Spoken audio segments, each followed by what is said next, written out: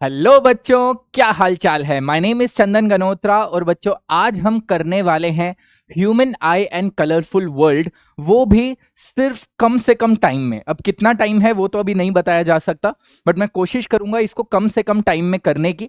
Right, recorded video है तो जब आप इसको स्टार्ट करोगे तो आपको ड्यूरेशन पता लग जाएगा। अप्रोक्सीमेटली 1.5 आवर से कम ही होने वाला है। ठीक है, कोशिश करेंगे अगर 1 घंटे में भी हो जाए, क्योंकि बहुत बड़ा चैप्टर नहीं है, बट हाँ अच्छे से करना है। ठीक है, टाइम का कोई कंसर्न नहीं है, अच्छे से समझ आना चाहिए ये चैप्टर। बच्चों before we get started with this chapter, इस चैप्टर के बारे में मैं आपको 2-3 चीजें बता दूं। ठीक है, ये एक इंपॉर्टेंट चैप्टर है। ठीक है, ये तो आप बोलोगे कि सर ये तो हमें पता ही है। ठीक है, हमारे बोर्ड एग्जाम्स में आने वाला है तो इंपॉर्टेंट होगा ही। The reason I am saying is बच्चों कि ना ये चैप्टर फिजिक्स और बायो को थोड़ा मिलाता है। तो जितने भी बच्चे फ्यूचर में नीट एग्जाम वगैरह लिखने वाले हैं तो उनको थोड़ा और ज्यादा इंटरेस्ट आएगा, जिनको बायो अच्छी लगती है। ये चैप्टर फिजिक्स और बायो का मेल कराता है। जनरली जिन बच्चों को फिजिक्स अच्छी लगती है उनको बायो थोड़ी अच्छी नहीं लगती, और बायो अच्छी लगती है तो फिजिक्स अच्छी नहीं लगती। तो एक ऐसा चैप्टर है बच्चों जिसमें फिजिक्स और बायो का मिश्रण आपको मिलेगा। दूसरी बात, फिजिक्स के लिहाज से it is considered an easier chapter. Reason is बच्चों इसमें आपको बहुत ज्यादा ना न्यूमेरिकल्स देखने को नहीं मिलेंगे, तो ये बढ़िया बात है हमारे लिए। हाँ, कुछ कुछ न्यूमेरिकल्स होंगे जिसमें लास्ट चैप्टर का जो लाइट रिफ्लेक्शन एंड रिफ्रैक्शन है उसका थोड़ा सा यूज होगा।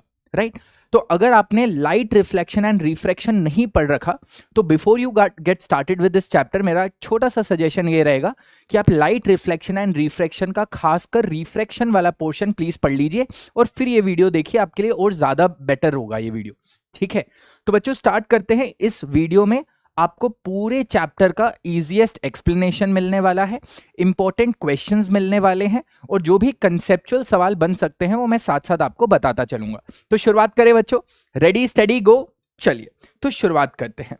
तो बच्चों सबसे पहली चीज जो इस चैप्टर में हमें सीखनी होती है वो होती है द ह्यूमन आई क्या है। राइट, तो ह्यूमन आई जो है बच्चों वो एक ऑप्टिकल इंस्ट्रूमेंट है, एक तरह से हम फिजिक्स की भाषा में वैसा बोल सकते हैं। राइट, सो ह्यूमन आई कुछ ऐसे दिखती है। ठीक है, this is how the human I looks like and it works on refraction of light through a natural convex lens.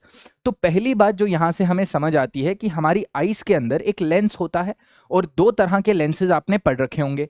एक होता है बच्चों कॉन्वेक्स लेंस और एक होता है कॉनकेव लेंस। तो हमारी आईज के अंदर बच्चों ये वाला लेंस होता है जिसको कॉन्वेक्स लेंस बोला जाता है। और आपने light reflection and refraction chapter में पढ़ रखा होगा कि कॉन्वेक्स लेंस लाइट को कन्वर्ज करता है। ठीक है, तो ऐसा ही कुछ लेंस हमारी आंखों के अंदर होता है and it is made up of transparent living material and enables us to see things around us. अब ये जो मटेरियल है, ये जो लेंस है बच्चों, ये कोई प्लास्टिक या ग्लास का नहीं बना होता, ये एक लिविंग मटेरियल का बना होता है, क्योंकि ह्यूमन आई की बात की जा रही है यहाँ पर।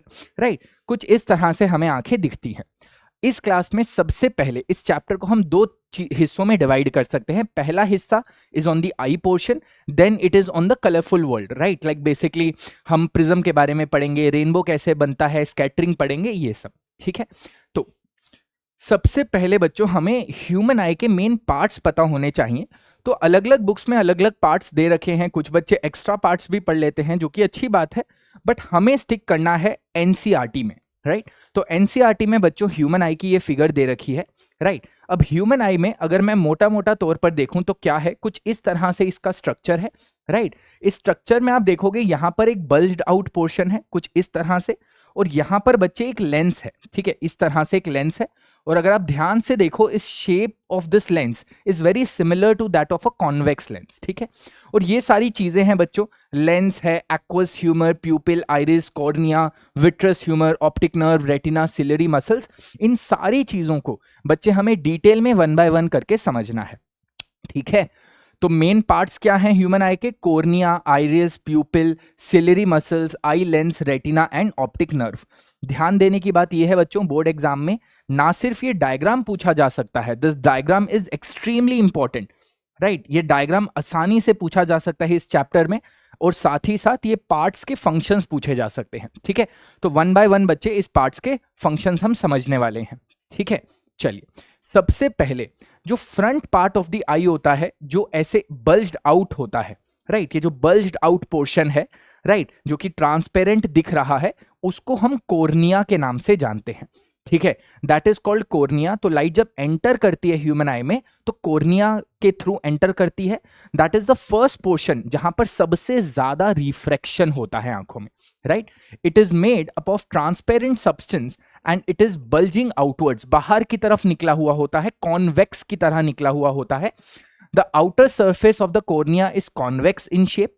The light coming from the objects enters the I through the cornea.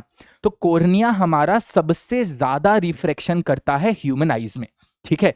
कुछ बच्चों को कंफ्यूजन होता है कि सर लेंस भी तो है आईज के अंदर, वही करना चाहिए। सबसे ज्यादा कोर्निया करता है, थोड़ा सा फाइन ट्यूनिंग हमारा लेंस करता है, ठीक है बच्चों। ये बाहर वाला सरफेस कोर्निया। कोर्निया के जस्ट पीछे आपको एक कलर्ड डायाफ्राम दिखेगा, ये दिख रहा है आपको, ये वाला। दिस कलर्ड डायाफ्राम जो कि हर इंसान में अलग अलग कलर का होता है, इसको बच्चों आइरिस बोला जाता है। That is called the iris, right. तो आइरिस एक डायाफ्राम की तरह है, ये कॉन्ट्रैक्ट भी कर सकता है, एक्सपेंड भी कर सकता है, ठीक है। It is flat coloured ring shaped membrane behind the cornea, right. आगे कोर्निया था, उसके पीछे आइरिस है, और आइरिस के बीचों बीच अगर आप देखोगे बच्चों, आपको एक होल नजर आएगा, right. There is a hole in the middle of the iris, और इसी को बच्चों प्यूपिल बोला जाता है। प्यूपिल क्या है? एक विंडो है, हमारी आंखों की एक विंडो है। प्यूपिल के थ्रू लाइट अंदर जाती है। ये जो चीज दिख रही है ना बच्चे, this empty space is what is called the प्यूपिल, ठीक है। इसी को बच्चों प्यूपिल बोला जाता है। द एम्प्टी स्पेस, कुछ नहीं है, खोखला है, और इसी खोखले वाली जगह को विंडो ऑफ द आई भी बोला जाता है, right. This pupil is the hole in the middle of the iris. The pupil appears black. अच्छा सवाल है, पूछा जा सकता है कि भैया प्यूपिल का कलर क्या होता है? दिख तो ब्लैक ही रहा है, इसलिए क्योंकि यहां से कोई भी लाइट रिफ्लेक्ट बैक नहीं होती, राइट। अब आपने बच्चों लाइट रिफ्लेक्शन एंड रिफ्रैक्शन में पढ़ा होगा, कोई भी चीज हमें उस कलर की दिखती है क्योंकि लाइट वो रिफ्लेक्ट करती है। अगर कोई चीज ने लाइट रिफ्लेक्ट ही नहीं करी तो वो हमारे को ब्लैक कलर की दिखेगी। यही बच्चे यहां पर कॉन्सेप्ट है, ठीक है। अब प्यूपिल का जो साइज है वो कौन कंट्रोल करता है? वो आइरिस कंट्रोल करता है, ठीक है। अब ये कुछ इस तरह से, ऐसे, राइट। आइरिस अगर एक्सपेंड या कॉन्ट्रैक्ट करेगा तो प्यूपिल का साइज हमारा चेंज होता रहेगा। फिर उसके पीछे आ जाता है बच्चों हमारा आई लेंस, जो कि कॉन्वेक्स शेप का होता है, ठीक है। आइरिस और प्यूपिल का जो रिलेशन है ना, वो भी थोड़े और डिटेल में समझेंगे, ठीक है। तो अब आ जाता है बच्चों हमारा कॉन्वेक्स लेंस, ठीक है, जो ह्यूमन आई का कॉन्वेक्स लेंस है, right. It is made up of transparent soft and flexible material like a jelly, right, jelly of proteins. अब इसमें जो थोड़ा सा एक वर्ड को हमें ज्यादा गौर से समझना है वो है कि इट इज फ्लेक्सिबल। समझो बच्चों, राइट। पहले वाले पोर्शन में ना आपको बहुत ज्यादा थ्योरी मिलेगी देखने को, राइट। It is flexible. तो फ्लेक्सिबल होने की वजह से क्या है बच्चों, ये जो आई लेंस है कभी तो ये ऐसे पिचक जाता है, कभी ये ऐसे मोटा हो जाता है, ठीक है। जैसे बलून समझो, बलून को कभी पिचका दिया, कभी वैसा कर दिया, फ्लैट कर दिया। तो हमारा जो आई लेंस है, जो कि कॉन्वेक्स लेंस है, वो रिजिड नहीं है, ठीक है। जैसे नॉर्मल आमतौर पर लेंस होते हैं वो रिजिड होते हैं, ग्लास से बने होते हैं। ये एक फ्लेक्सिबल मटेरियल का बना हुआ है, jelly made up of proteins, ठीक है। फिर सिलियरी मसल्स होती हैं बच्चों, ये जो आई लेंस है ना, इसको अपनी जगह पर जो रखती हैं वो हैं सिलियरी मसल्स, कुछ इस तरह से, ऐसे, राइट। और ये इसको रख भी रखे हैं, और सिलियरी मसल्स ही आई लेंस को एक्सपेंड या कॉन्ट्रैक्ट कराते हैं। कभी ये इसको ऐसे बना देते हैं आई लेंस को, कभी ये इसको ऐसे बना देते हैं, ठीक है। और जैसे ही लेंस का शेप चेंज हुआ, तो फटाफट सोच कर बताओ, 1 मिनट पॉज करो और सोचो कि लेंस का क्या चेंज हो जाएगा। जैसे ही लेंस का शेप चेंज हुआ बच्चों, अगर लेंस का शेप ऐसे हो गया तो इसका फोकल लेंथ घट जाएगा, और जैसे ही लेंस का शेप ऐसे हो गया इसका फोकल लेंथ बढ़ जाएगा। तो कहने का मतलब कि ह्यूमन आई का जो शेप है वो चेंज होता रहता है। ह्यूमन आई लेंस का जो शेप है बच्चों वो चेंज होता रहता है, और इसी चेंज इन शेप की वजह से ह्यूमन आई लेंस की फोकल लेंथ भी चेंज होती रहती है। समझ आ गया बच्चों? तो ये जो सिलियरी मसल्स हैं, right, the eye lens is held in the position by suspensory ligaments. One end of the suspensory ligaments is attached to the lens and the other end is attached to ciliary muscles.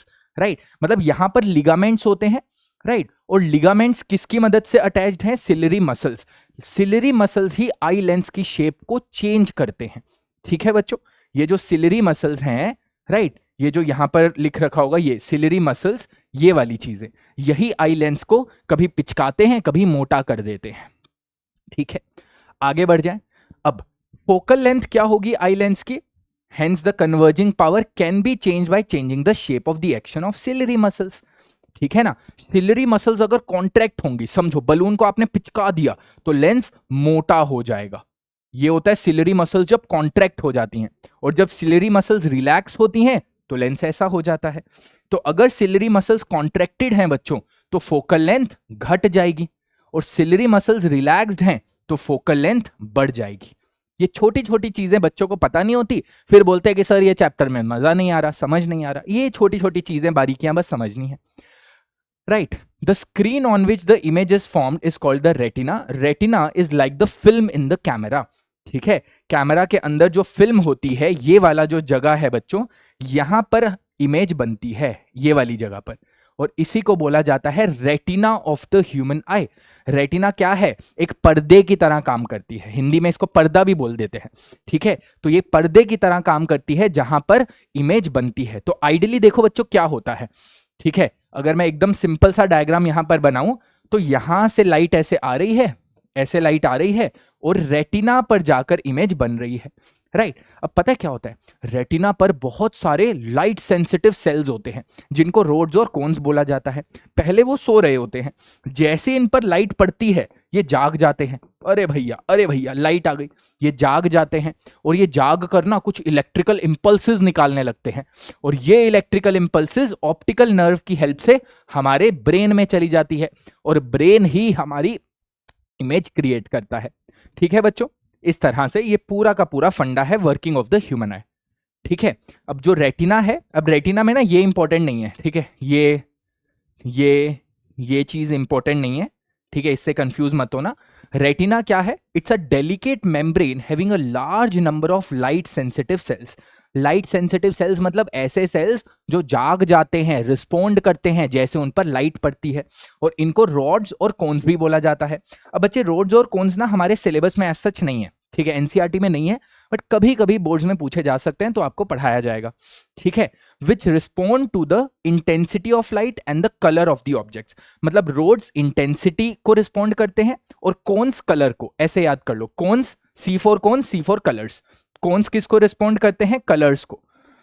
ठीक है, और cons कब काम करते हैं? Bright light में। Dim light में आप कलर्स नहीं पहचान सकते ना, तो उसमें पहचाने नहीं जा सकते। ठीक है बच्चों, इस तरह से यहां पर लगे होते हैं। इसका शेप हमें बिल्कुल भी याद नहीं करना, ये हमारे सिलेबस के बाहर का है। ठीक है, मैंने बस दिखा दिया है कि ऐसा कुछ दिखता है। ठीक है, फिर junction of optical nerve and retina there is no light sensitive cells due to which no vision is possible। मतलब ये वाले पोर्शन पर सोचो ना, ये कुछ ऐसा स्ट्रक्चर बनता है बच्चे, ऐसे। ठीक है, यहां पर रेटिना है, बीच में एक होल है। होल मतलब देखो ना, यहां से ऑप्टिक नर्व की शुरुआत हुई तो यहां पर तो नो लाइट सेंसिटिव सेल्स होंगे, रोड्स और कोन्स नहीं होंगे, तो यहां पर बच्चों इमेज बन ही नहीं सकती। इस पॉइंट को बोला जाता है ब्लाइंड स्पॉट। क्या बोला जाता है? ब्लाइंड स्पॉट, राइट, कि यहां पर इमेज नहीं बन रही। Thus the blind spot is a small area on the retina insensitive to light। ठीक है, जहां पर ऑप्टिक नर्व आंखों को लीव करती है, छोड़कर चली जाती है। क्लियर है? मजा आ रहा है? समझ आ रहा है? डिफिकल्ट तो नहीं लग रहा? बहुत इजी सा चैप्टर है। चलो, the space between the cornea and the eye lens is filled with watery liquid called aqueous humour, और उसके पीछे वाला space is filled with vitreous humour, right. तो बेसिकली ऐसे याद करना इसको, एक्वस ह्यूमर है आगे वाला, ये एक्वस ह्यूमर है आगे, ए पहले आता है ना, ए पहले आता है, वी बाद में आता है। यहां पर एक्वस ह्यूमर भरा होता है और यहां पर विट्रस ह्यूमर भरा होता है। ठीक है, ये हो गया विट्रस ह्यूमर, राइट, और आगे वाला हो गया बच्चों हमारा एक्वस ह्यूमर, राइट। अब ये दोनों क्या है? ठीक है, ये बेसिकली वाटरली लिक्विड है। एक्वस ह्यूमर क्या है? एक वाटरली लिक्विड है, and the space between the eye lens and the retina is filled with a transparent jelly like substance, right. Vitreous humour क्या है बच्चे? एक transparent jelly like substance, right. और ये दोनों क्या करते हैं? न्यूट्रिशन देते हैं, supports the back of the eye, ये इनका फंक्शन है। ठीक है, इनका फंक्शन भी एज सच नहीं पूछा जाएगा बोर्ड्स में, बट आपको ये वाला फिगर ना आपके दिमाग में छप जाना चाहिए। ठीक है, मतलब छप जाना चाहिए। फिगर बनाने को भी आ सकता है, फिगर दे दिया जाए, एक चीज नहीं दी गई, ठीक है, मान लो बोला गया अच्छा ये बताओ क्या है, रेटिना की जगह आर लिख दिया, क्या है? सिलरी मसल्स को ब्लैंक लिख दिया क्या है, तो वो सब आपको पता होना चाहिए, ठीक है, ये पूरी चीज है। अब वर्किंग ऑफ द ह्यूमन आई क्या है? वर्किंग ऑफ द ह्यूमन आई क्या है कि ये जो ह्यूमन आई का इस तरह से, ये क्या, एक सेकेंड, मतलब मान लो ये ह्यूमन आई कुछ इस तरह से ऐसे है, ठीक है, इस तरह से ऐसे है, यहां पर है आई लेंस, ठीक है। अब होता क्या है, यहां से लाइट आती है, ठीक है, सबसे ज्यादा तो रिफ्रैक्शन कॉर्निया पर हो जाता है, ठीक है, मतलब कुछ ऐसा समझो कि लाइट ऐसे आई, ठीक है, कॉर्निया पर हमारा कुछ रिफ्रैक्शन हो गया, ठीक है, ऐसे मैक्सिमम रिफ्रैक्शन कॉर्निया पर हो गया। अब थोड़ा बहुत रिफ्रैक्शन हमारा आई लेंस करता है और ये इंश्योर करता है कि इमेज हमारी रेटिना पर बने, ठीक है। आई लेंस क्या इंश्योर करता है कि इमेज हमारी रेटिना पर बने, रेटिना के आगे या पीछे मत बने, क्योंकि बच्चों अगर लाइट रेज हमारी रेटिना के आगे या पीछे बनेंगी तो हमें धुंधला दिखाई देगा, ठीक है।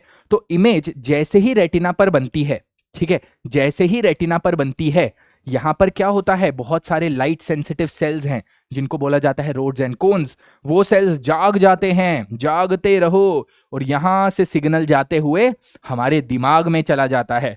तो यहां पर बच्चों अगर मैं पेड़ को देख रहा हूं तो यहां पर पेड़ की उल्टी इमेज बनती है और ब्रेन उसको सीधा कर देता है।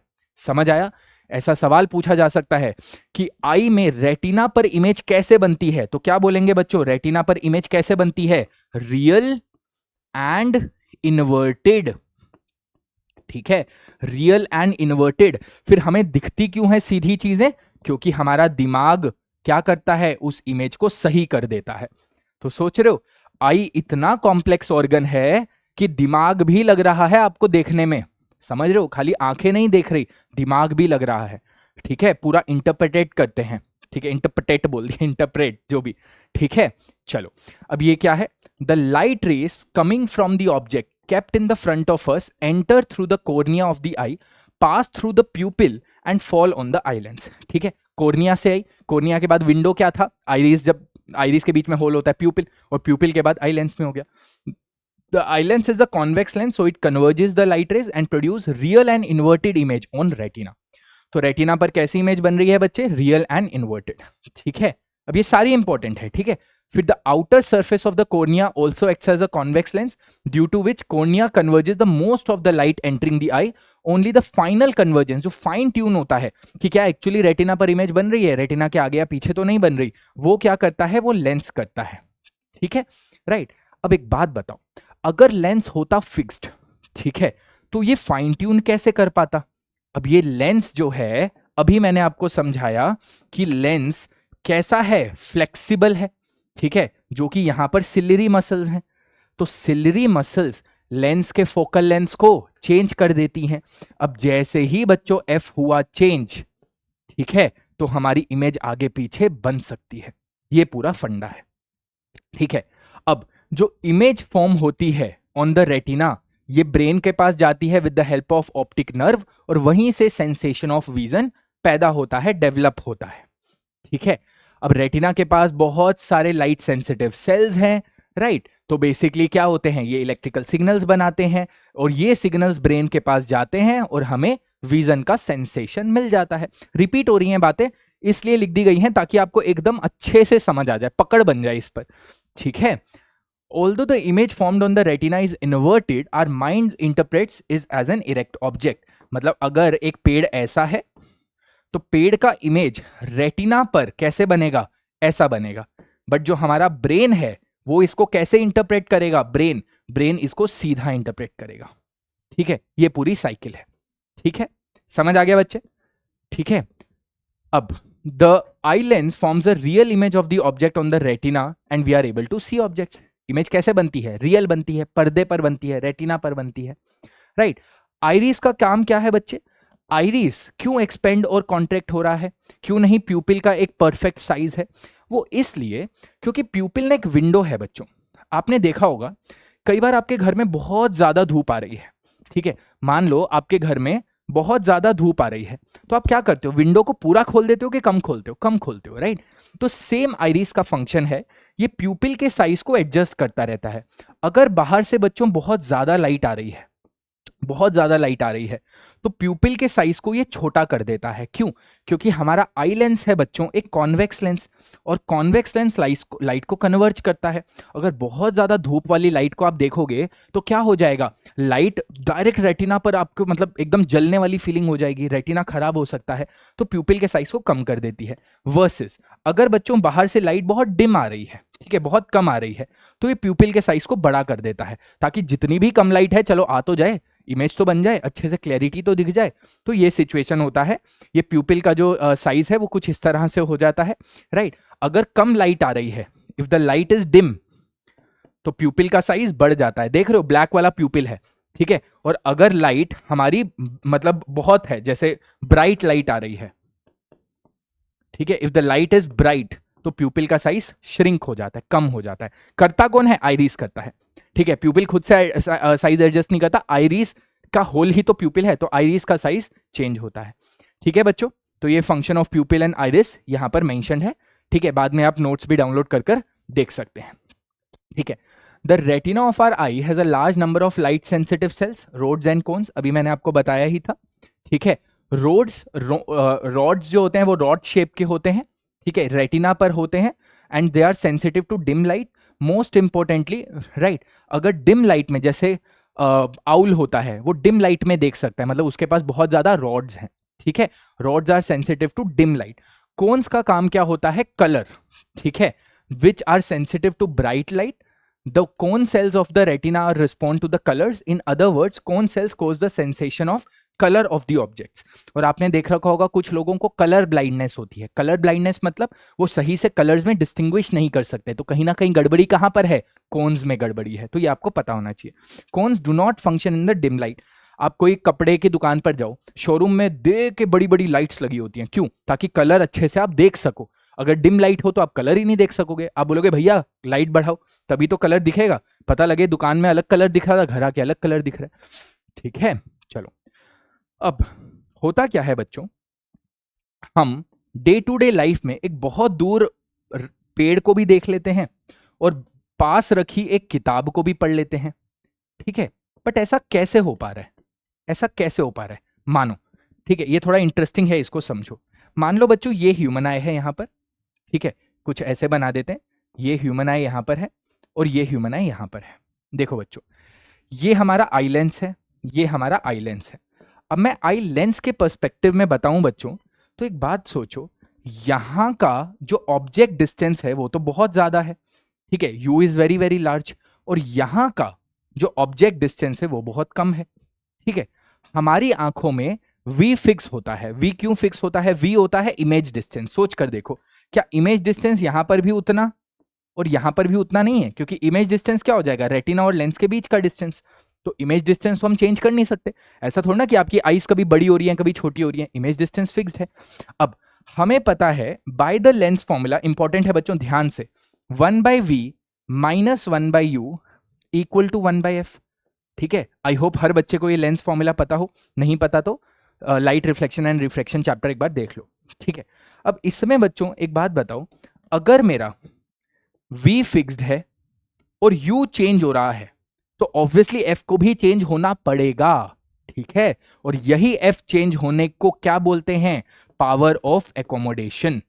पावर ऑफ एकोमोडेशन मतलब हमारी जो आंखें हैं वो फोकल लेंथ चेंज कर सकती हैं, राइट। इस फोकल लेंथ चेंज होने की वजह से no matter what the u is, right, u का वैल्यू जो भी है हम इमेज देख सकते हैं। ऑब्वियसली एक रेंज होती है जो भी मैं पढ़ाऊंगा, बट जो भी हो हम पास के ऑब्जेक्ट्स भी और दूर के ऑब्जेक्ट्स भी क्लियरली देख सकते हैं, बिकॉज हमारे आईज के पास एक पावर ऑफ एकोमोडेशन है, ठीक है। एकोमोडेट करते हैं, नानी घर जाते हैं तो मतलब होता है ना कि सारे बच्चे एक ही रूम में एकोमोडेट हो गए, ठीक है। गाड़ी में जा रहे हैं, 4 लोगों की सीट है, अरे भैया 6 लोग आ जाएंगे, ठीक है, एकोमोडेट हो गए।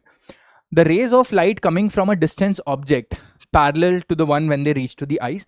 अगर एक बहुत दूर कोई ऑब्जेक्ट पड़ा है तो जो लाइट रेज हमारी आंखों पर आती हैं वो पैरेलल आती हैं, ठीक है, क्योंकि अगर दूर इंफिनिटी पर ऑब्जेक्ट है तो लाइट रेज पैरेलल आती हैं और वो कन्वर्ज करेंगी रेटिना पर, राइट। तो पैरेलल रेज जो होंगी वो कन्वर्ज कर जाएंगी बच्चों हमारे रेटिना पर, और यहां पर हमें इमेज दिख जाएगी, ठीक है, यहां पर हमें इमेज बनती हुई दिख जाएगी। ठीक है, the parallel rays coming from a distant object need the convex lens of low converging power, right, to converge them, focus them in the form of the image from the retina. The convex lens of low converging power is the one having the large focal length. देखो, अगर light दूर से आ रही है, ठीक है, दूर से आ रही है और यहां पर रेटिना है, तो मुझे इनको कम कन्वर्ज करना पड़ रहा है. देखो, ये होता है कन्वर्जिंग पावर, मतलब लेस कन्वर्ज करना पड़ रहा है. लेस कन्वर्ज करना मतलब फोकल लेंथ ज्यादा. और यही बच्चों, अगर लाइट पास किसी ऑब्जेक्ट से आ रही है, समझो बहुत सारे बच्चों को ये क्लियर नहीं होता, फिर आगे समझ नहीं आता मायोपिया हाइपरमेट्रोपिया. अगर लाइट पास से आ रही है तो समझो, और ये रेटिना है, तो मुझे इसको ज्यादा कन्वर्ज करना पड़ रहा है. समझो, ज्यादा कन्वर्जिंग पावर मतलब less focal length, focal length less, तो लेंस कैसा बन जाएगा, मोटू बन जाएगा ऐसे. ठीक है, मोटू बन जाएगा लेंस. अब ऐसे लेंस बनाने के लिए सिलरी मसल्स को कॉन्ट्रैक्ट करना पड़ेगा, काम करना पड़ेगा. तभी जब आप मोबाइल देखते हो तो आंखें दर्द करने लगती हैं, क्योंकि आपकी आंखों को काम करना पड़ रहा है. यही अगर आप कोई पहाड़ देख रहे हो, ठीक है, ये नदियां, ये महफिल, ठीक है, अगर आप कोई पहाड़ देख रहे हो तो लाइट को कम कन्वर्ज करना पड़ रहा है, मतलब फोकल लेंथ ज्यादा है. फोकल लेंथ ज्यादा मतलब सिलरी मसल्स रिलैक्स है. ठीक है, हमारी आईज का जो लेंस होता है उसका रिलैक्स स्टेट क्या होता है, पतले वाला. पिचकाते हैं, सिलरी मसल्स काम करती हैं तो मोटा हो जाता है. समझ आ गया. तभी अधिकतर जब पास की चीजें पढ़ते हो, बुक पढ़ते हो, तो आईज में स्ट्रेन आता है. ठीक है, हिल स्टेशंस पर जाते हो तो नहीं स्ट्रेन आता, क्योंकि आप दूर की चीजें देख रहे हो. ठीक है, आगे बढ़ते हैं. The rays of light coming from the nearby object, ठीक है, when they lead the eye, तो यही मैंने पूरा समझा दिया. ठीक है, तो ये सारी चीजें इसमें मैंने डाल दी. और इसी लेंस को मोटा या पतला करना, फोकल लेंथ चेंज करना, इसी को बोला जाता है एकोमोडेशन. ठीक है, this is what is called the power of accommodation. The ability of the eyes to focus the distant objects as well as the near objects on retina by changing the focal length is called the accommodation. ये होता है. ठीक है, clear है. चलो, अब एक normal human आई, ठीक है, एक एडल्ट नॉर्मल ह्यूमन आई जो कि सही है, वो कहां तक देख सकती है?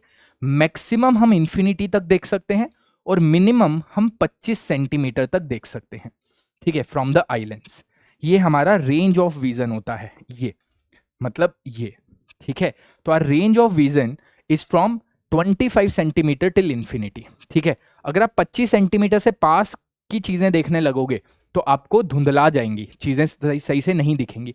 और इन्फिनिटी इसलिए बोलते हैं, कुछ बच्चों को लगेगा सर इन्फिनिटी मतलब, अब इन्फिनिटी मतलब आई लेंस के मुकाबले बहुत दूर हो गया. ठीक है, अब एक्चुअली मून पर कोई एस्ट्रोनॉट है, आपको वो तो नहीं दिख जाएगा, बट मून दिख रहा है ना, वो इन्फिनिटी है. ठीक है, तो दैट इज द हमारा रेंज ऑफ विजन, 25 सेंटीमीटर से लेकर इन्फिनिटी तक. समझ आ गया, फ्रॉम 25 सेंटीमीटर टू इन्फिनिटी. ठीक है, the power of accommodation for a person having the normal is 4 dioptres. ये 4 कैसे आया बच्चे? Power is equal to 1 by focal length होता है. ठीक है, power is equal to 1 by focal length. तो यहां से बेसिकली आ जाएगा, मतलब इसको कोई अगर एक नॉर्मल हम सॉल्व करेंगे, ठीक है, तो दैट इज 4 डायोप्टर्स, राइट. तो वो 25 सेंटीमीटर हो जाएगा. 100 बाय 25 वुड बी 4, बट ये ऐसे कुछ याद नहीं करना, बट पता होना चाहिए कि power of accommodation is about 4 dioptres. ठीक है, रेंज ऑफ विजन, जो सबसे दूर वाला पॉइंट हम देख सकते हैं उसको इन्फिनिटी बोलते हैं, और ये है फार पॉइंट. और सबसे नियरेस्ट जो हम देख सकते हैं 25 सेंटीमीटर, उसको बोला जाता है near point. Near point, clear है बच्चे? फार पॉइंट और नियर पॉइंट. ठीक है, ये सारी चीजें मेंशन है, नियरेस्ट पॉइंट, फार पॉइंट, ये सब. ठीक है, what happens to the image distance in the eye when, अगर ऑब्जेक्ट के डिस्टेंस को बढ़ाया जाए? पोज करिए और आंसर कीजिए. ठीक है, this needs to be answered in the comment section. Comment section में मुझे इसका आंसर चाहिए. ठीक है, बढ़ें आगे, चलिए. राइट, अब defects of the vision and correction. आपने देखा होगा कई बार क्या होता है, लोगों को चश्मा लग जाता है. ठीक है, अब जैसे ही लोगों को चश्मा लगता है, उनको जो दुनिया है वो थोड़ी धुंधली दिखाई देने लगती है. राइट, अधिकतर बच्चों को दूर की चीजें सही नहीं दिखाई देती. राइट, लास्ट बेंच पर बैठे हो तो धुंधला दिख रहा है, आगे आ गए तो सही दिख रहा है. ठीक है, अब इससे कुछ डिफेक्ट्स हो जाते हैं. तो 3 तरह के डिफेक्ट्स हैं बच्चों हमारे सिलेबस में. वैसे तो और भी होते हैं, कैटरेक्ट हो गया, एस्टिग्मेटिज्म हो गया, अलग अलग हो गया, बट जो कोर हमारे सिलेबस में है वो है मायोपिया, हाइपरमेट्रोपिया और प्रेसबायोपिया. मायोपिया मतलब दूर का नहीं दिखना. ठीक है, तो कहाँ का दिख रहा है? नियर का दिख रहा है, तो इसको बोलते हैं नियर साइटेडनेस, कि हमें पास का दिख रहा है, दूर का नहीं दिख रहा. That is called myopia. Hypermetropia में आपको दूर का दिखता है, लॉन्ग साइटेडनेस, फार साइटेडनेस, पास का नहीं दिखता। मतलब मायोपिया उस बच्चे को हो गया जिसको ब्लैक बोर्ड सही से नहीं दिख रहा लास्ट बेंच से। हाइपरमेट्रोपिया उस बच्चे को हो गया जिसको न्यूज़पेपर या बुक सही से नहीं दिख रही, ठीक है। और presbyopia is also called old age hypermetropia. ये जनरली ओल्ड एज में जाकर होता है। और ये क्यों होता है? क्योंकि सिलरी मसल सही से काम नहीं करती, ठीक है। तो वन बाय वन ये सारे डिफेक्ट्स को समझेंगे और इनको क्योर कैसे करते हैं वो भी समझेंगे, ठीक है। These are the refractive defects. Refractive defects मतलब इनको चश्मों की मदद से हम सही कर सकते हैं। ऐसा नहीं है कि ह्यूमन आई में बस ये 3 डिफेक्ट्स होते हैं, दुनिया भर के अलग अलग डिफेक्ट्स होते हैं, बट इन 3 को, दीज आर मोर कॉमन, और इसको हम या तो कॉन्वेक्स या फिर कॉनकेव लेंस की मदद से सही कर सकते हैं, ठीक है, चश्मा लगाकर, ठीक है, या फिर आजकल सर्जरीज भी होती हैं, बट उससे आप सही कर सकते हो, ठीक है। मायोपिया मैंने समझा दिया, राइट। अब मायोपिया पर एक बार डिस्कशन करते हैं। तो मायोपिया बच्चों में क्या होता है? मायोपिया में जैसे ये आई लेंस है, ठीक है, अब इंसान को ना इंफिनिटी तक सही नहीं दिख रहा, तो उसका जो फार पॉइंट है वो इंफिनिटी से खिसक कर कुछ आगे आ गया, ठीक है। मतलब वो यहां पर पेड़ को तो देख सकता है, दूर रखे पेड़ को सही से नहीं देख सकता, वो उसको ब्लर दिखेगा, ठीक है। तो उसका फार पॉइंट अब इंफिनिटी नहीं है। तो मायोपिक पर्सन के लिए जो फार पॉइंट हो जाएगा वो क्या हो जाएगा बच्चे? Less than infinity, less than infinity. अच्छा बताओ नियर पॉइंट कितना होगा? What would be the near point of a myopic person? सोचो, पोज करो, सोचो। 25 सेंटीमीटर। नियर पॉइंट को तो कुछ हुआ ही नहीं है, ठीक है, उसको पास की चीजें तो सही दिख रही हैं, ठीक है। अब मायोपिया क्यों होता है पहले इसको समझते हैं। मायोपिया दरअसल इसलिए होता है कि अगर ये आई लेंस है, ये हमारा मतलब ये आई है, ये आई लेंस है। मायोपिया में क्या होता है, अगर इंफिनिटी से लाइट रेज आ रही हैं, राइट, तो ना रेटिना के आगे कन्वर्ज हो जाती हैं, आगे कन्वर्ज हो गया, मतलब आई लेंस उतना कन्वर्ज नहीं कर पा रहा, ठीक है, सॉरी उतना डाइवर्ज नहीं कर पा रहा। बननी कहां चाहिए थी? रेटिना पर, मतलब ये अब ज्यादा कन्वर्ज कर रहा है, कन्वर्जिंग पावर बढ़ गई, ठीक है। तो अब ये क्यों हुआ होगा? Due to the high converging power, ठीक है, ज्यादा कन्वर्जिंग पावर हो गई, ठीक है, that is one, right. Due to the eyeball being too long, ऐसा भी तो हो सकता है कि आईबॉल ही पहले उतनी थी, अब खिसक कर पीछे हो गई, तब भी रेटिना के आगे इमेज बन जाएगी। तो इन दोनों सिचुएशंस में, ये दोनों आपको पता होना चाहिए, these are the causes of myopia. इसमें क्या होता है, इमेज रेटिना के आगे बन जाती है। अब समझो, जैसे इमेज रेटिना के आगे बन गई, अब मुझे क्या करना है? पीछे खिसकाना इमेज को, मतलब डाइवर्ज करना है। तो मैं कौन सा लेंस ले लूंगा? एक डाइवर्जिंग लेंस ले लूंगा। अब डाइवर्जिंग लेंस बच्चे क्या करेगा? इसको थोड़ा डाइवर्ज करेगा और फिर यहां पर इमेज बना दी जाएगी, ठीक है बच्चों। इस तरह से हमारा जो मायोपिया होता है वो क्योर हो जाता है, ठीक है। This is how a myopia would be cured. Myopia को क्योर करने के लिए हमने कौन सा लेंस का इस्तेमाल किया?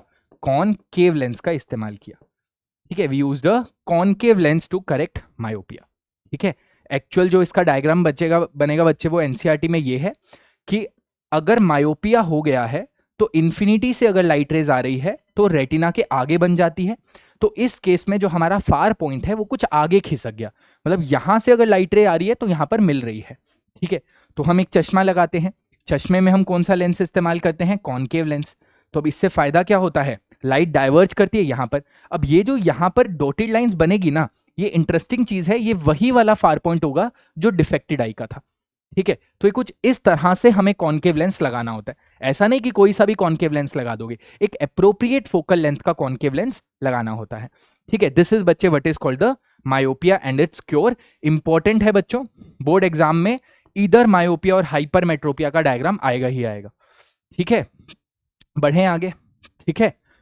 Is corrected by using the spectacles containing the concave lens. इस तरह से लेंस यूज करा जाता है अगर किसी इंसान को मायोपिया हो गया, मतलब दूर का नजर नहीं आ रहा सही से।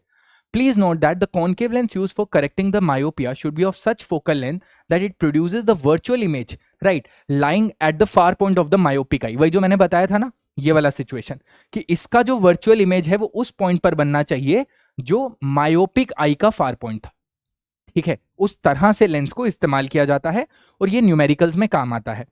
न्यूमेरिकल्स में बच्चों क्या पूछा जाएगा? आपको ये दे दिया जाएगा कि एक डिफेक्टेड आई है, उसका ये फोकल उसका ये अब फार पॉइंट ये दे रखा है। अब बताओ कितने फोकल लेंथ का हमें चश्मा लगाना पड़ेगा। तो करना क्या होता है, सबसे पहले बच्चों u को हम क्या मान लेते हैं, इन्फिनिटी। ठीक है, we will consider u as infinity. ठीक है, मायोपिक आई वाले कैलकुलेशन में। और जो v होता है ना, वो डिफेक्टेड आई का जो हमें दे रखा होता है फार पॉइंट, वो लेना होता है फार पॉइंट। ठीक है, ये वाला।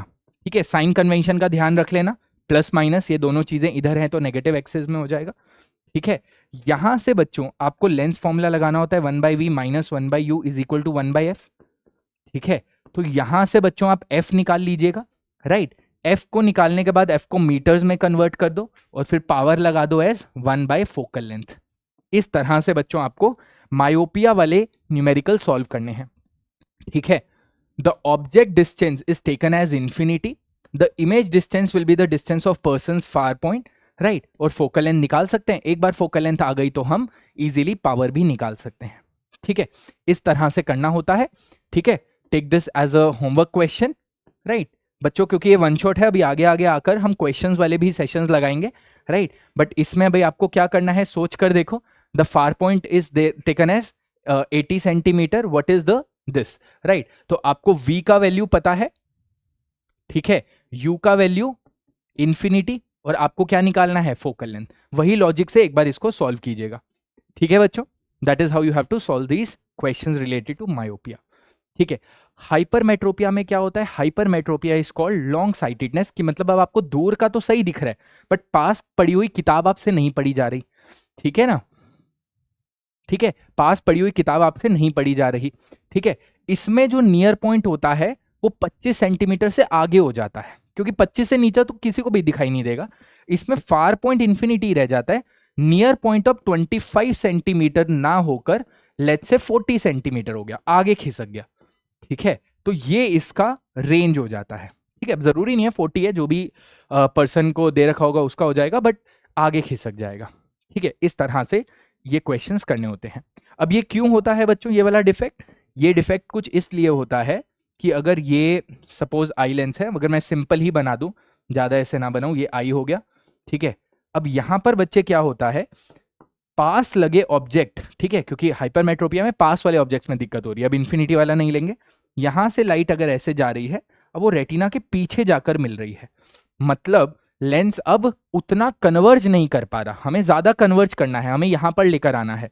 तो अब हम क्या करेंगे, इसको करेक्ट करने के लिए यहां पर एक कन्वर्जिंग लेंस, जो कि होता है कॉन्वेक्स लेंस, वो लगा देंगे।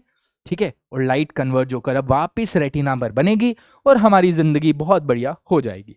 ठीक है, तो हमें हाइपरमेट्रोपिया को क्योर करने के लिए हमने कौन सा लेंस लिया बच्चे, कॉन्वेक्स लेंस का इस्तेमाल किया। ठीक है, और convex lens is used to correct the hypermetropia.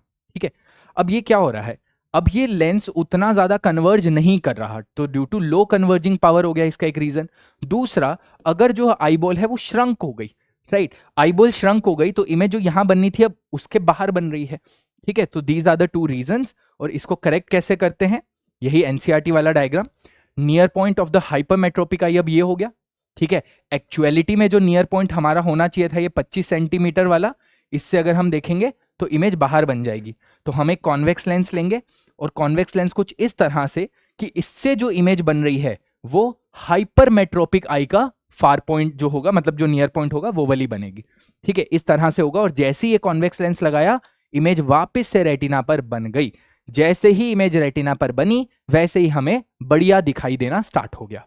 ठीक है, तो ये पूरा हाइपरमेट्रोपिया का वो है। ठीक है, तो हमें सूटेबल लेंस लेना होता है, कॉन्वेक्स लेंस। इसके जो न्यूमेरिकल्स होते हैं उसमें क्या करना है बच्चों, न्यूमेरिकल्स में u जो होता है वो कितना ले लेना होता है, 25 सेंटीमीटर। और v जो ले लेना होता है वो ले लेना होता है डिफेक्टेड आई का near point with appropriate science को इसमें भी ध्यान देना है। ये निकालने के बाद हम फॉर्मूला लगा देंगे बच्चों, कौन सा, 1/v minus 1/u equals to 1/f। ठीक है, यहां से बच्चों आपको f निकाल लेना है, f को मीटर्स में कन्वर्ट करना है, और उसके बाद power is equal to 1/f जो मीटर्स में होगी लगा देना है, और आपके पास डायोप्टर में पावर आ जाएगी। ठीक है, ये मेथड है। ठीक है, फोकल लेंथ कैसे लेनी है, it forms a virtual image placed at the normal near point, ठीक है, यहां पर बनेगी, राइट। तो यहां पर हमें क्या करना होता है, ठीक है, the object distance u is taken as 25 centimetre and v will be taken as the least, मतलब near point of the hypermetropic eye, और यहां से फोकल लेंथ निकाल सकते हैं, ठीक है। सेम इस पर बच्चों आप ये क्वेश्चन कर लीजिए, ठीक है, नियर पॉइंट हमें दे रखा है, तो मतलब v जो हमें लेना है वो क्या लेना है 1 सेंटीमीटर, u हमें कितना लेना है 25 सेंटीमीटर, साइन का प्लीज ध्यान देना, f निकाल लीजिएगा, और f निकालने के बाद लाइफ जिंगल आला, इजी, ठीक है, इस तरह से। फिर आता है बच्चों प्रेस बायोपिया। प्रेस बायोपिया को हम ओल्ड एज हाइपरमेट्रोपिया भी बोलते हैं। ये तब होता है जब सिलरी मसल्स टाइम के साथ साथ हमारी अब उतनी फ्लेक्सिबल नहीं रहती, ठीक है, वो लेंस को पिचका या मोटा नहीं कर पा रही हैं, ठीक है, becoming ciliary muscles becoming weak and the eye lens becoming inflexible, sorry, मतलब सिलरी मसल्स इनफ्लेक्सिबल नहीं हो रही, सिलरी मसल्स वीक हो रही हैं, और जो आई लेंस है वो रिजिड हो रहा है, राइट, अब वो उतना फ्लेक्सिबल नहीं रहा, तो उतना एकोमोडेट नहीं कर पाएगा, तो इसमें लोगों को नियर बाय ऑब्जेक्ट्स क्लियरली नहीं दिखते। प्रेस बायोपिया में ऐसा भी होता है कि बायोपिया भी हो गया, मतलब एक तरह से प्रेस बायोपिया में पास का भी नहीं दिख रहा, दूर का भी नहीं दिख रहा, जनरली पास का नहीं दिखेगा, क्योंकि जनरली अभी मैंने बताया ना, लेंस का मेन जो एकोमोडेशन वाला काम होता है वो तब होता है जब हम पास की चीजें देख रहे हैं, दूर की तो दिखती हैं, ठीक है, बट दूर में भी तो ऐसा हो सकता है ना कि थोड़ी पास थोड़ी दूर ऐसी डिस्टेंसेस देख रहे हो, तभी भी दिक्कत आ जाती है। तो प्रेस बायोपिया में मायोपिया प्लस हाइपरमेट्रोपिया दोनों हो जाता है due to the loss of power of accommodation of the human eye. Important है बच्चों, प्रेस बायोपिया का मेन रीजन क्या है, पावर ऑफ एकोमोडेशन लूज हो गई। क्यों लूज हो गई, क्योंकि सिलरी मसल्स वीक हो गए, ठीक है, अब उसमें उतनी ताकत नहीं है, और आई लेंस रिजिड हो गया, उतना फ्लेक्सिबल नहीं है, ठीक है। The near point of the old person having the presbyopia gradually recedes and becomes more than, recedes मतलब आगे खिसक गया 25 से 40। तभी आपने देखा होगा कि कभी कोई अगर मतलब जैसे कोई पढ़ता है, ठीक है, कोई मतलब ऐसे कुछ पढ़ता है तो ऐसे दूर रख के पढ़ते हैं ऐसे, ठीक है, क्योंकि हाइपरमेट्रोपिया में क्या हो गया, दूर खिसक गया near point. Presbyopia is a special kind of hypermetropia, we can call it as a old age hypermetropia, ठीक है। और कई बार क्या होता है, सेम प्रेस बायोपिक पर्सन को मायोपिया भी हो जाता है, राइट, तो अब उसका जो लेंस होता है वो, अब उसको देखो ना, अब उसको मायोपिया भी हो गया, हाइपरमेट्रोपिया भी हो गया, मतलब उसको अब चश्मा लगेगा कॉनकेव प्लस कॉन्वेक्स, ठीक है। तब इसमें क्या होता है, upper part consist of concave, right, और नीचे वाला पार्ट कॉन्वेक्स होता है, ये हो जाएगा कॉनकेव, ठीक है, और ये बच्चे हो जाएगा कॉन्वेक्स, ठीक है। तो मतलब नीचे वाला पार्ट किसके लिए है, रीडिंग वगैरह के लिए पास में, राइट, कॉन्वेक्स किसको क्योर करता है, हाइपरमेट्रोपिया को, कॉनकेव किसको क्योर करता है, दूर के डिस्टेंस को देखने के लिए, राइट। तो नीचे वाला पार्ट हो जाएगा हमारा कॉन्वेक्स, ठीक है, और ऊपर हो जाएगा हमारा कॉनकेव, ठीक है। फिर एक कंडीशन होती है बच्चों कैटरेक्ट, ठीक है, जिसको हिंदी में मोतिया भी बोलते हैं। ये तब होता है जब लेंस क्लाउडी हो जाता है, और इसको क्योर करने के लिए चश्मा हेल्प नहीं करता, सर्जरी करानी पड़ती है, ठीक है, तो ये आपको पता होना चाहिए, ठीक है, दैट इज कैटरेक्ट, राइट, इसमें सर्जरी होती है, सर्जरी के बाद लेंस को सही कर दिया जाता है और पर्सन सही से देख सकता है, राइट। अच्छा, एक दूसरा डिफेक्ट भी है, आई एम नॉट श्योर, मैंने यहाँ पर मेंशन किया, अच्छा इसके बाद प्रिज्म ही आ गया। एक होता है एस्टिग्मेटिज्म। एस्टिग्मेटिज्म क्या होता है कि जब इंसान को मतलब हॉरिजॉन्टल और वर्टिकल लाइंस अलग अलग इंटेंसिटी की दिखने लगे, मतलब ये अलग और ये अलग, तो इसको बोलते हैं एस्टिग्मेटिज्म। इसको क्योर करने के लिए सिलेंड्रिकल लेंस का इस्तेमाल करते हैं, ठीक है, तो सिलेंड्रिकल नंबर भी होता है। फिर एक वैसे आपको चीज पता होनी चाहिए कि हमारी दो आंखें क्यों होती हैं, एक क्यों नहीं होती, ठीक है, तो दो आंखों की वजह से हमारा फील्ड ऑफ व्यू बढ़ जाता है। अगर एक आंख से 150 डिग्री है तो दोनों आंखों से 180 डिग्री होता है, तो हमें ज्यादा रेंज तक दिखाई देता है, right. Having two eyes enables to जज द डिस्टेंसेस मोर एक्यूरेटली, मतलब आपके ब्रेन को डेप्थ का भी एक वो मिलता है, एक्स्ट्रा इंफॉर्मेशन मिलता है। तो यहां पर बच्चों हमारा ह्यूमन आई खत्म हो जाता है, ठीक है, अभी कितना टाइम हो गया, ठीक है, चलो ह्यूमन आई हमारा बच्चे यहां पर खत्म हो गया। अब हमें स्टार्ट करना है on the second part of the chapter, जो थोड़ा जल्दी हो जाएगा, on the dispersion of light, ठीक है। अब डिस्पर्जन ऑफ लाइट क्या है बच्चे, अगर मैं एक ट्रायंगुलर ग्लास प्रिज्म लूं, ठीक है, जो कि इस तरह से बना होता है, तो ट्रायंगुलर ग्लास प्रिज्म में आपको ऐसे दो ट्रायंगल्स दिखेंगे, एक इधर ट्रायंगल एक पीछे ट्रायंगल, और ऐसे तीन रेक्टेंगल सर्फेसेस दिखेंगे, ठीक है। वो एक तरह से चॉकलेट आती है ना, मेरे को उसका नाम नहीं पता, कुछ इस तरह से टी से नाम होता है, पता नहीं जो भी, मतलब ठीक है, उसको पिचका दो तो वैसा आपको कुछ ट्रांसपेरेंट ग्लास प्रिज्म दिखेगा। अब the refraction through the glass prism emergent ray is parallel to the incident but the refraction emergent ray is not parallel to the incident. तो ग्लास जब आपने वो किया होगा, ठीक है, ग्लास लैब में कुछ ऐसा रिफ्रैक्शन होता था, याद है आपको? ठीक है, ग्लास लैब में कुछ इस तरह से रिफ्रैक्शन होता था, यहां से लाइट आती थी ऐसे और ऐसे, ठीक है, पैरेलल होती थी इंसिडेंट और एमर्जेंट। यहां पर बच्चे वैसा नहीं होगा। यहां पर अगर मैं ये प्रिज्म लूं, ठीक है, और यहां से अगर मैं इस तरह से लाइट प्रिज्म पर डालूं, ठीक है, तो लाइट कुछ ऐसे जाएगी और ऐसे। तो ये जो एमर्जेंट रे है और जो इंसिडेंट रे है ये आपस में पैरेलल नहीं होंगी, ठीक है, they would not be parallel to one another, ठीक है, बट ग्लास लैब में ये पैरेलल होती थी, right? Light reflection and refraction में पढ़ाया था। अब रिफ्रैक्शन थ्रू अ प्रिज्म कैसा होता है समझते हैं। मान लो बच्चों यहां पर मैं एक प्रिज्म ले लेता हूं, ठीक है, let's say this is a glass prism, ठीक है, ये हमारा प्रिज्म हो गया। अब प्रिज्म में बच्चे जैसे आप यहां से व्हाइट लाइट इस पर डालते हो, ठीक है, अच्छा रिफ्रैक्शन समझ लेते हैं पहले। जैसे आपने यहां पर एक लाइट डाली, ठीक है, व्हाइट की जगह कोई दूसरे कलर की लाइट डाल देते, राइट? अगर मैं एक सिंगल कलर की लाइट डालता हूं बच्चों, उसको बोलते हैं मोनोक्रोमेटिक लाइट। तो जैसे ही मान लो रेड कलर की लाइट डाली, मोनो मतलब एक सिंगल कलर की लाइट, ठीक है। तो अब क्या होगा बच्चों, यहां से आप एक नॉर्मल बनाएंगे, ठीक है, you will create a normal like this, ठीक है, नॉर्मल बनेंगे। ये बना हुआ है एयर का, ये बना हुआ है ग्लास का। तो लाइट कहां जाएगी? रेयरर से डेंसर मतलब टुवर्ड्स द नॉर्मल बेंड होगी ऐसे, ठीक है। फिर क्या हो जाएगा बच्चों, यहां पर आप फिर से नॉर्मल बनाएंगे, ठीक है। अब लाइट कहां जाएगी? डेंसर से rarer, it will bend away from the normal, तो कुछ इस तरह से, ठीक है। तो ये हो जाएगा बच्चों refraction in the glass lab, ठीक है। तो ग्लास लैब के अंदर रिफ्रैक्शन इस तरह से दिखता है। आने वाली रेस को हम बोलते हैं इंसिडेंट रे, इंसिडेंट रे, और जाने वाले को बोलते हैं रिफ्रैक्टेड रे, रिफ्रैक्टेड रे, राइट। और इसको क्योंकि एमर्ज हो रही है तो इसको एमर्जेंट भी बोलते हैं, ठीक है, इट्स कॉल्ड एमर्जेंट रे, एमर्जेंट रे, राइट। कहीं पर भी अगर मैं बैठ गया तो ये हो गया एंगल ऑफ इंसिडेंस और ये हो गया बच्चों एंगल ऑफ रिफ्रैक्शन। इसी तरह से आप यहां पर भी बना सकते हो एमर्जेंस और रिफ्रैक्शन का एंगल, ठीक है। और ये जनरली आपसे जैसे पूछ लिया जाता है कि ड्राइंग बनाओ, ठीक है। तो इसको अगर मैं R1 बोल दूं, ये R2 हो गया और ये हो जाएगा एमर्जेंट एंगल, ठीक है बच्चे। तो ये हो गया refraction in a glass prism. फिर करते हैं dispersion of light. Dispersion of light क्या होता है? यही प्रिज्म में बच्चों, राइट, इसी प्रिज्म में अगर, हाँ, इसी प्रिज्म में बच्चे अगर मैं एक व्हाइट लाइट को इंसिडेंट करूं, ठीक है, if I am incidenting a white light in this prism, तो चीजें थोड़ी बदल जाती हैं। क्या हो जाता है? जैसे ही आप व्हाइट लाइट को इंसिडेंट करते हो बच्चों, तो ना अलग अलग कलर्स की लाइट यहां से निकलने लगती है ऐसे, ठीक है, अलग अलग कलर की लाइट यहां से ऐसे निकलने लगती है, ठीक है। और इसको ये किस तरह से निकलती है? VIBGYOR, विबग्योर के फॉर्म में, ठीक है। एक बार दिखा देता हूं। मान लो ये कुछ ऐसे ऑरेंज हो गया, ठीक है, यहां से ये कुछ ऐसे येलो हो गया, ठीक है, यहां पर ये ग्रीन हो गया लेट्स से, ठीक है, यहां पर लेट्स से ये ब्लू हो गया। वाह, पूरा ही बन गया प्रिज्म, बढ़िया, ठीक है, इस तरह से, ठीक है। तो इस चीज को the splitting of white light, कौन सी लाइट थी बच्चों? व्हाइट कलर की लाइट थी।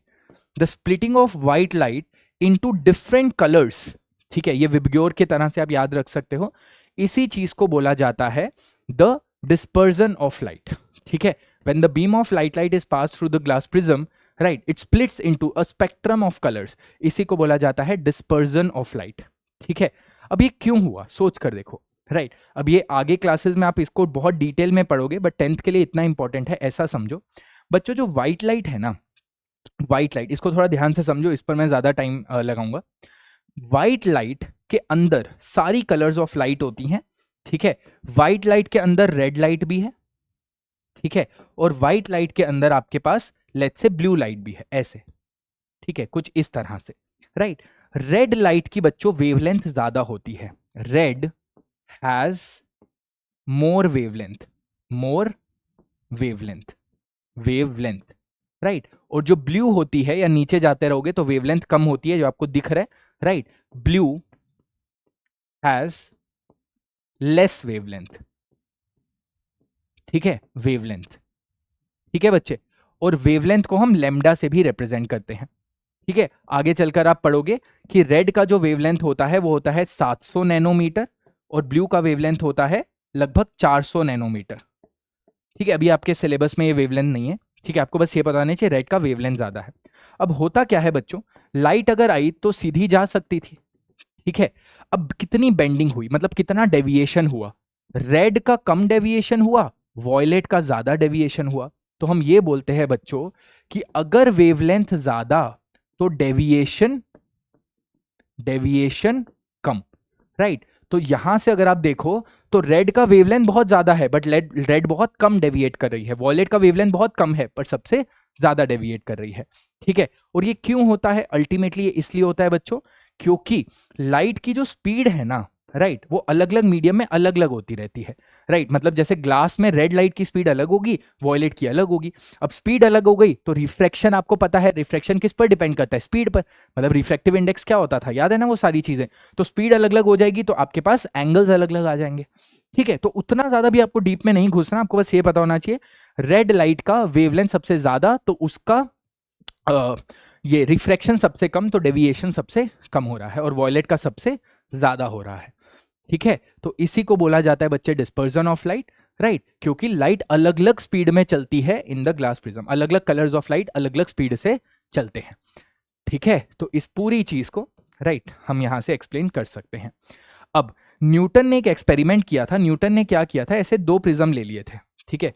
न्यूटन ने ऐसे दो प्रिज्म ले लिए थे, एक ऐसा प्रिज्म, ठीक है, और ठीक है, एक ये वाला प्रिज्म और एक दूसरा प्रिज्म ले लिया था, सेम ऐसा ही दिखने वाला, ठीक है, सेम ऐसा ही दिखने वाला एक और प्रिज्म ले लिया था। द ओनली थिंग इज दूसरे प्रिज्म को इन्होंने उल्टा लगा दिया था, अरे हाँ, इसको हाँ ऐसे, ठीक है, कुछ इस तरह से लाइक दिस, ठीक है, और इसके बगल में रख दिया था, ठीक है, कुछ इस तरह से ऐसे, ठीक है, ये।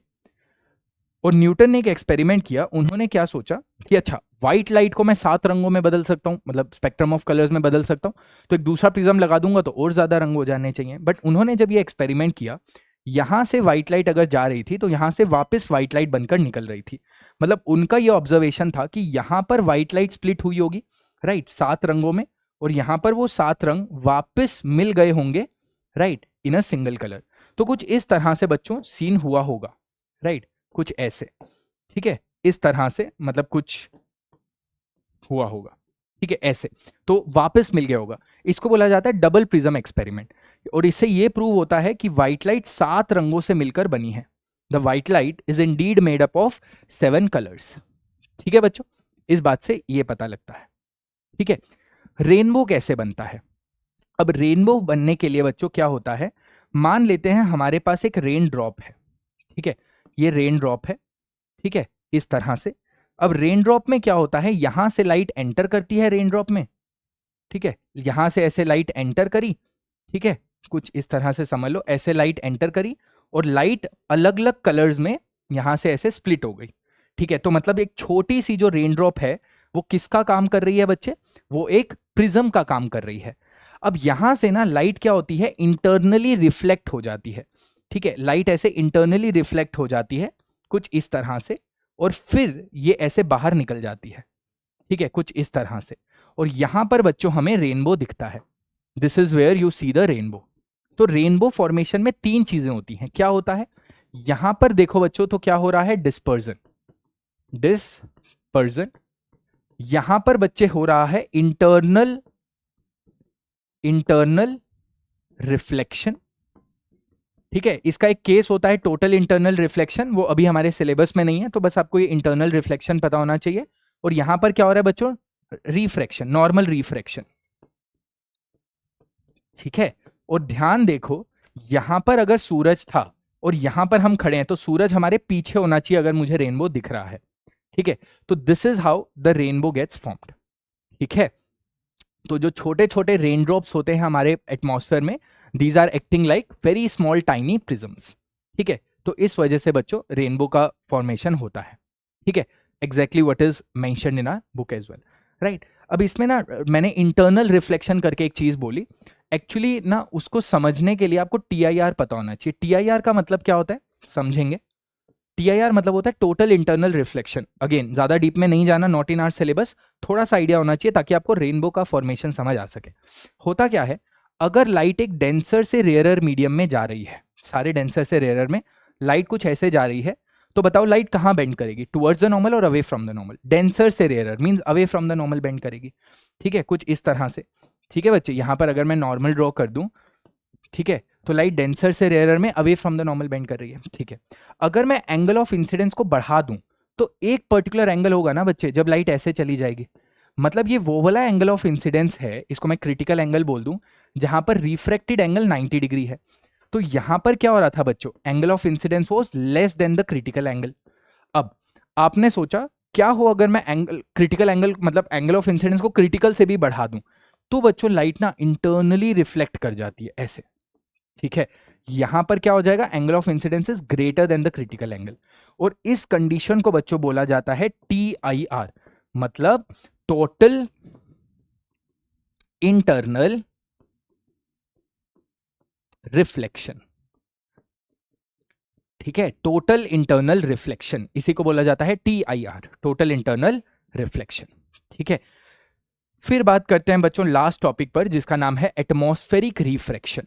अब एटमॉस्फेरिक रिफ्रैक्शन क्या होता है कि जो हमारा एटमॉस्फेयर है ना बच्चों, ये अर्थ है मान लो, ठीक है, ये हमारी सुंदर सी प्यारी सी अर्थ है। अब अर्थ के ऊपर जो लेयर्स हैं बच्चों एटमॉस्फेयर की, वो बहुत अलग अलग लेयर्स हैं ऐसे। ठीक है, इस तरह से, और वो कुछ इस तरह से लेयर्स हैं कि जैसे आप अर्थ के ऊपर जाते जाते हो तो डेंसिटी कम होती रहती है, ऑप्टिकल डेंसिटी। ठीक है, तो यहां वाले मीडियम्स रेयरर हैं और यहां वाले मीडियम्स डेंसर हैं, जिसकी वजह से क्या होता है बच्चों, अगर कोई स्टार की लाइट अर्थ पर आ रही है, मान लो ये स्टार है, ठीक है, यहां से लाइट अर्थ पर आ रही है, तो लाइट ऐसे आई, यहां नॉर्मल बनाओगे तो ये टूवर्ड्स द नॉर्मल, फिर टूवर्ड्स द नॉर्मल, फिर टूवर्ड्स द नॉर्मल, और यहां पर हमारी आंखों में लाइट जाएगी। समझ रहे हो, कुछ इस तरह से। तो अगर मुझे देखना है तो मुझे लगेगा अरे भैया स्टार तो यहां है, मुझे स्टार थोड़ा अलग दिखेगा। तो ये क्यों हो रहा है, बिकॉज हमारे अर्थ के एटमॉस्फेयर के अलग अलग लेयर्स का अलग अलग ऑप्टिकल डेंसिटी है, ऑप्टिकल डेंसिटी है। ठीक है, और ये ऑप्टिकल डेंसिटी भी सेम नहीं है, ये टेम्परेचर चेंज होने के साथ साथ चेंज होती रहती है, कभी बढ़ती है कभी घटती है। तो हमें ऐसा ऐसा ट्विंकलिंग वाला इफेक्ट दिखता है सितारों में। ठीक है, इसका एक एग्जांपल ये भी है कि कभी आपने मतलब मान लो कोई लकड़ी जलाया तो उसके पीछे आपको ऐसा कुछ दिखता है, कभी आपने ऑब्जर्व किया है, समोसे वगैरह लेने जाओ तो ऐसा कुछ होता है, तो ये भी एक तरह से रिफ्रैक्शन का ही एग्जाम्पल है। यही समझ लो कि हमारे एटमॉस्फेयर में भी होता है, और इसी का ही एक एग्जांपल है twinkling of the stars. Right, कभी लाइट इधर आ रही है उधर आ रही है, इधर आ रही है उधर आ रही है। क्यों इधर उधर होती जा रही है लाइट, क्योंकि ये जो चीज है ना बच्चे, ठीक है, ये जो, अरे अरे ये क्या है, वेट, हाँ ये ऐसे ऐसे होती जा रही है लाइट, कभी इधर इधर। तो देख रहे हो बच्चे ट्विंकलिंग का इफेक्ट आ रहा है, ये देखो ऐसे, तो यही हो रहा है। ठीक है, कभी इधर कभी उधर, तो अलग अलग दिखती है, तो इसी को बच्चों ट्विंकलिंग का इफेक्ट बोलते हैं, ट्विंकलिंग ऑफ स्टार्स। ठीक है, फिर सवाल ये बनता है कि अगर स्टार्स ट्विंकल करते हैं तो प्लैनेट ट्विंकल क्यों नहीं करते? तो उसका रीजन ये है बच्चे कि जो प्लैनेट्स होते हैं ना, पहली बात वो अर्थ के बहुत पास होते हैं, अगर प्लैनेट यहाँ है तो स्टार यहाँ है, स्टार बहुत दूर है तभी वो पॉइंट साइज दिखता है।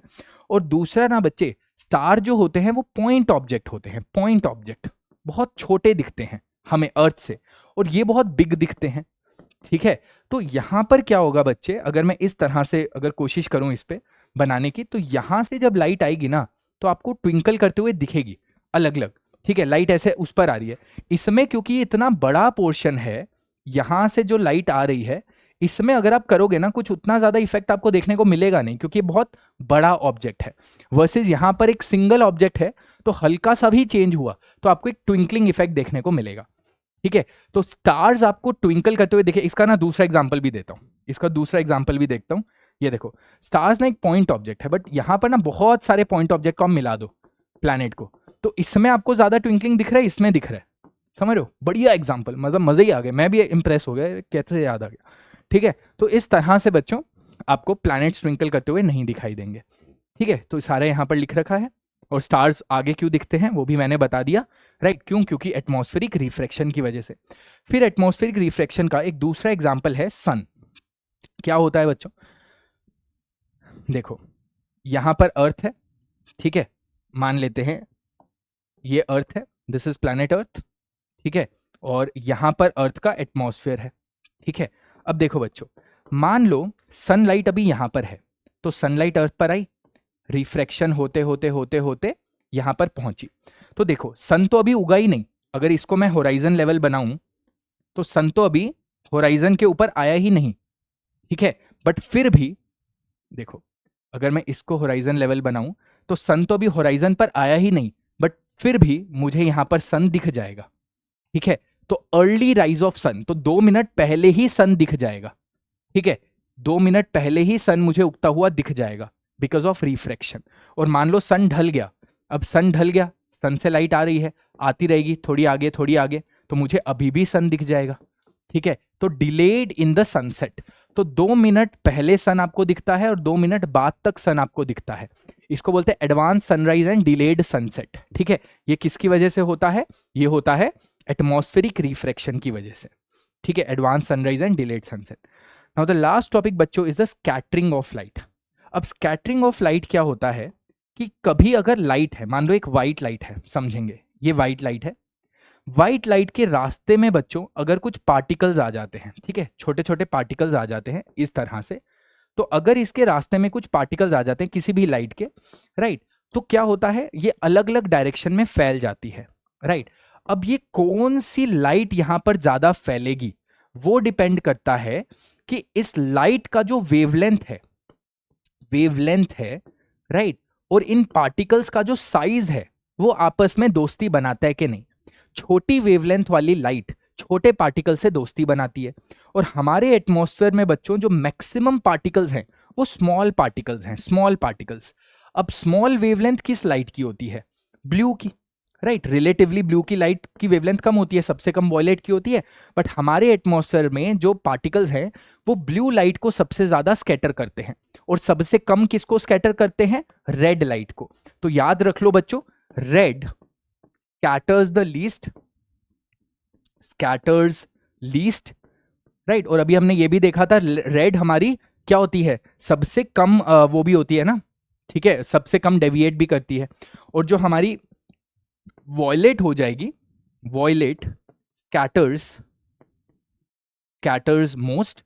अगर मैं अर्थ की बात करूं तो it is not just violet, it is actually blue. तो ब्लू सबसे ज्यादा स्कैटर करती है, मतलब आइडियली वो करनी चाहिए, बट पार्टिकल का साइज कुछ ऐसा है कि ब्लू सबसे ज्यादा स्कैटर करती है, ठीक है।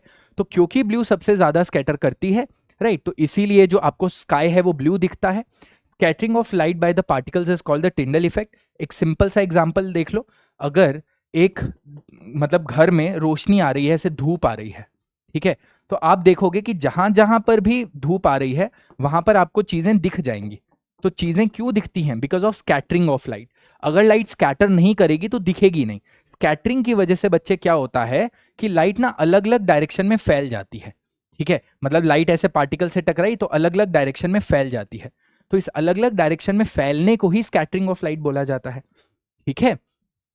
इसी को टिंडल इफेक्ट बोलते हैं। It discovered that when the white light consisting of 7 colours is pass through a clear liquid having the small suspended particles, the blue colour having the shorter wavelength is scattered the most, right. तो basically इसमें अगर मैं ये example से बताऊं, ठीक है, कुछ इस तरह से, राइट, ऐसे अगर हम एक व्हाइट लाइट को लेते हैं, ठीक है, एक सोर्स लेते हैं व्हाइट लाइट से, इसको हम पास करते हैं एक लिक्विड से, ठीक है, तो सबसे ज्यादा जो लाइट होती है वो स्कैटर करती है, वो कौन से कलर की करती है? ब्लू कलर की दिखती है, ठीक है। तो यहां पर ये लिक्विड आपको ऐसे ब्लू होता हुआ दिखेगा, ठीक है। तो ब्लू लाइट सबसे ज्यादा स्कैटर करती है, और यही एटमॉस्फेयर में भी होता है। एटमॉस्फेयर में सबसे ज्यादा लाइट जो स्कैटर करती है वो ब्लू लाइट होती है, सबसे कम जो स्कैटर करती है वो रेड लाइट होती है, ठीक है बच्चों, राइट। और ये कलर ऑफ स्कैटर लाइट किस पर डिपेंड करता है? जैसे अभी मैंने आपको बताया, on the size of scattered particle, right.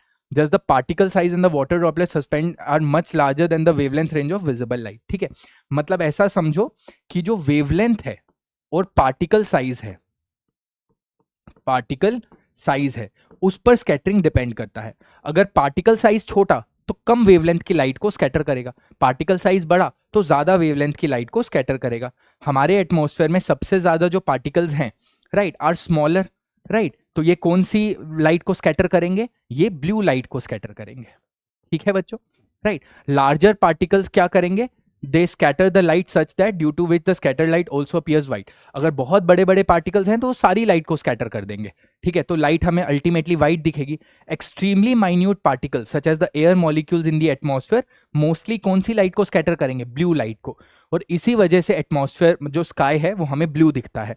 और स्कैटरिंग ना हो तो स्काई का कलर क्या हो? सोच कर देखो, मतलब एस्ट्रोनॉट्स को स्काई कैसा दिखेगा? ब्लैक दिखेगा, क्योंकि वहां कोई पार्टिकल्स ही नहीं है स्कैटर करने के लिए, ठीक है। तो स्काई ब्लू क्यों है? क्योंकि जो सनलाइट आती है, सनलाइट बच्चे व्हाइट कलर्ड की होती है, sunlight is a white light, but जैसे ये अर्थ के एटमॉस्फेयर में पहुंचती है तो क्योंकि अर्थ का एटमॉस्फेयर छोटे छोटे पार्टिकल से बना है, तो मैक्सिमम जो लाइट बच्चों निकलती है वो कौन सी निकलती है? ब्लू लाइट निकलती है, ठीक है। तो मैक्सिमम ब्लू लाइट निकलती है तो स्काई हमें ब्लू दिखता है।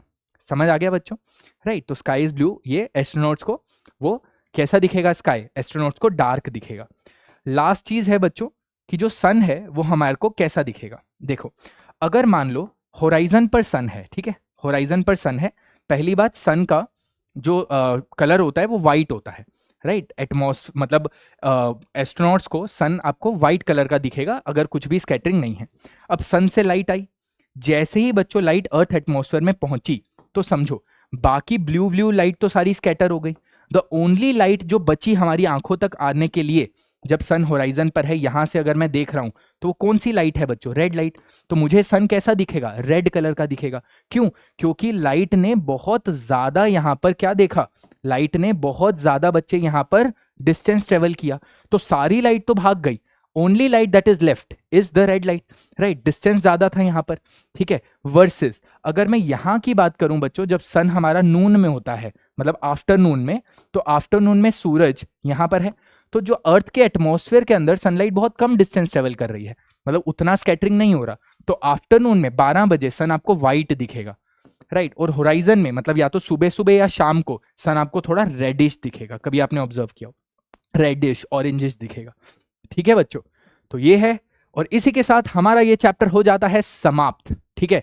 कितना टाइम लगा पता नहीं, देखना पड़ेगा, इसमें तो आया नहीं, बट आई होप जल्दी ही ओके होगा ये पूरा का पूरा चैप्टर, ठीक है। टाइम का मुझे ध्यान ही नहीं रहा। तो वन शॉट में बच्चों इस पूरे चैप्टर को हमने समाप्त कर दिया है। क्वेश्चंस वगैरह पर और ज्यादा वीडियोस आएंगी, बट जितने भी कंसेप्चुअल और न्यूमेरिकल टाइप्स क्वेश्चंस थे उनका मैंने आइडिया तो आपको इस लेक्चर में दे दिया है, ठीक है बच्चों। So see you in the next lectures, till then stay safe, stay healthy, bye bye.